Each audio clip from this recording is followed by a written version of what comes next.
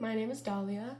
I'm the writer of Awakeners of the Lost Land, but today we're not going to be talking about my novel. We're going to be talking about me and my autism and a little bit about my past.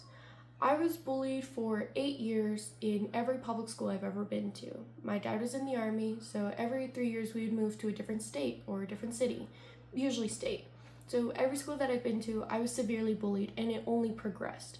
Every state, every school that I've ever been to. I was bullied. It started when I was in pre-K, when I was 4 years old, and then I somewhat escaped that after I became homeschooled in the 8th grade when I was 13 to 14. The bullying piled with friends using me and taking advantage of me, ignoring me, being harassed and manipulated. I can go on, but I won't. No child should ever have to go through that. No one should go through that, at all. I would not wish that on the person I hate the most or anybody. I would never wish what I went through on anybody ever in my life. It was so terrible and horrible. I was very depressed and had severe anxiety and panic attacks in the 7th grade. I would hide in the bathrooms to avoid people and the stares and just the whispers and just being made fun of and ridiculed every day. I would skip classes and intentionally fail them to just be away from the classrooms and people. It was so great. That's sarcasm, by the way. But my bullying only got worse, a lot worse, when I was diagnosed with ASD, Autism Spectrum Disorder, in the 4th grade. My mom worked in a daycare, so she had experience with kids with my condition, but not on the same level. I'm lower on the spectrum, so we never even considered that possibility that I could be autistic and that I am autistic.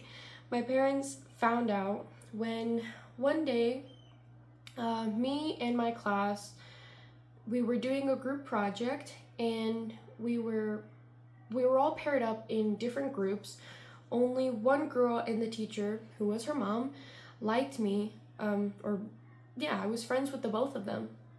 But I wasn't paired with that girl. I was paired with the kids who hated me the most, which is quite ironic. Anyways, I was in that group, but it started to get really loud and it got really overstimulating very, very fast, and I didn't know what to do. I didn't even understand what I was feeling. The kids were just getting way too close. We were all huddled up, and when they noticed my discomfort, they became louder and started getting in my face, just yelling and stuff. I couldn't really express my emotions because, again, I didn't know what I was feeling. So I hid under a table, just rocking back and forth, having a legit meltdown, and they followed me to, they went under the table with me and started pushing me around and just made that meltdown a lot worse. When I have meltdowns, or I go through things that are traumatic or just bad things, I don't really remember a lot of it. I only remember it in chunks, and I forget a lot. So I only remember how it made me feel. So I'm just going based off of what my mom has always told me and how she described it and how the teacher described it. It could be just a coping mechanism, so I don't have to deal with everything that I went through. I have no idea.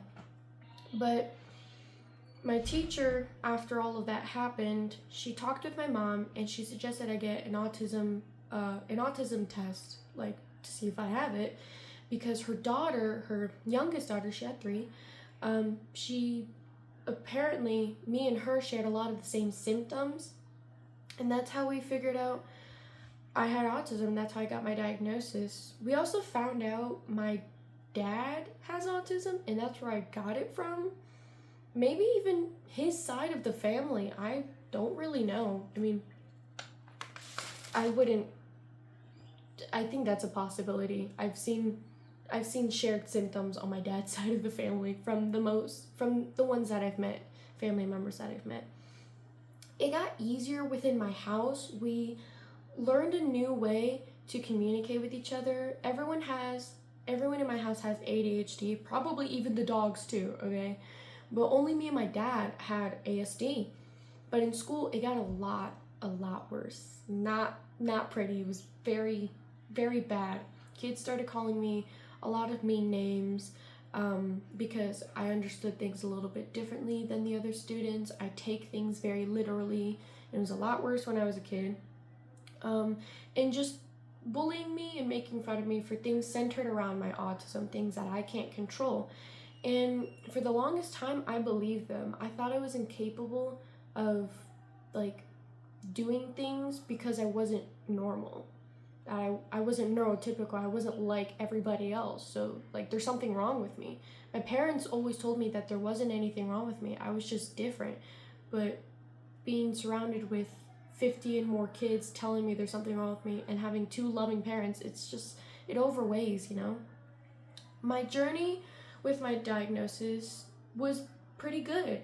I went to ABA therapy, and I was in there for 5 years, and it helped a lot. Now I'm 16. I've learned to come to terms with my autism and my diagnosis and accepting myself for who I am. It's not anything I can control, so why fight it? Autism isn't a bad thing or a good thing. It just is. It's like gender, like male and female. Being a man isn't a good or a bad thing. It's just a thing. That's what autism is. And I've learned a lot with my journey of my diagnosis, and it makes so much more sense. Everything that I do, it makes more sense why I do the things, why I get hyper fixated on bands and books and just different things. Like, it makes so much more sense now with my special interests, and everything is like, oh my gosh, that's why. And with my journey and my past and my trauma, that's all the reason why I'm starting a ministry in the fall within my church. SNA Ministry, which stands for Special Needs Accommodations. The ministry is to help people, the young, teenagers, and even the elderly, just to make our church a bit more accessible. Whether it's with sensory needs or needing noise-canceling headphones or leaving certain seats in the church handicapped for people who are maybe amputated or they can't walk very long distances or things like that. This ministry isn't just for people who are like me, who have autism, and maybe they don't know why, or they do know they have autism and just places aren't very accommodating. And it's not just for those people, it's for other people who just needed a little bit extra help, neurotypical or neurodivergent. It's also helped my pastors and my friends who are neurotypical understand neurodiversity and sensory needs. They've learned a lot because of what I am trying to bring to the table and what I'm trying to put in this world. A lesson and teaching people about things like stuff like autism or just, needing a little bit extra help sometimes. You can have sensory issues and not be autistic. That's what a lot of people get confused with.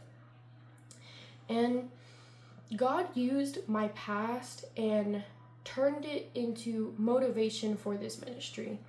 Whatever you may be going through, I wrote this out because I wanted to make sure I got this part right. Whatever you may be going through, I want to be proof of Jeremiah 29:11. God doesn't give us plans to harm us, but to help us grow and blossom and just make us stronger. Whatever you may be going through or what you have gone through in the past, it is not and isn't for nothing. There is a reason for everything. Turn to God. I'm telling you, it's a pretty good deal. Like, eternal life, that's the best deal you'll ever get. Best deal. I'm telling you, man. There's no Walmart discount. No Walmart discount is better than what God has for all of us. everything that you've gone through or going through, I want to emphasize this. It is not for nothing. Turn to God and He will guide you and show you things that you could not even dream of. Like 2 years ago, I would have not thought I would even have the courage to sing or to write or pursue a lot of the things I want to do.